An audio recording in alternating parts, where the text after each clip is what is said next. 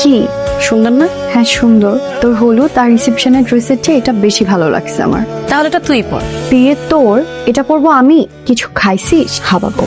হ্যাঁ, আমি হাবাগোবা দেখেই এত কিছু লুকাতে পেরেছিস। যখন লুকিয়েছিলাম তখন বাচ্চা ছিলাম, বুঝি নাই। তাহলে এখনো কেন লুকাচ্ছিস? আজকে তো রাগ, কি উল্টাপাল্টা বলছিস? কি লুকাচ্ছি? আমি তোকে কতটুকু ভালোবাসি তুই জানিস?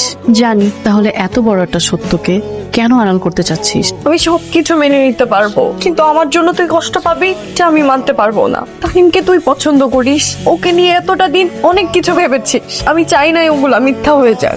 হ্যাঁ, পছন্দ করার মতো দুনিয়াতে একটাই ছেলে আছে না? কয়েক মাসে ভালো লাগা কয়েকদিনই চলে যাবে। আর শোন, তোদের বিয়ের পরও কিন্তু একটা সুযোগ থাকবে, আমার থেকে দূরে দূরে রাখবে তানিমকে। আজকাল কিন্তু এসব অহরহ ঘটে। আপনার কোনো দোষ নেই, আপনি আমাকে অনেকবার বলতে চেয়েছেন, আমি ইচ্ছে করে শুনিনি। আমি বেশি ইমোশনাল কথাবার্তা বলবো না, বান্ধবী আমার আবার কেঁদে ফেলবে, আবার মেকআপ নষ্ট হবে।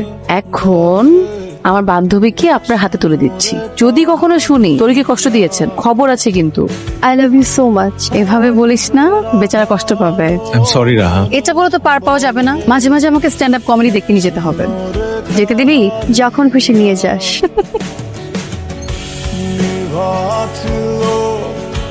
মনের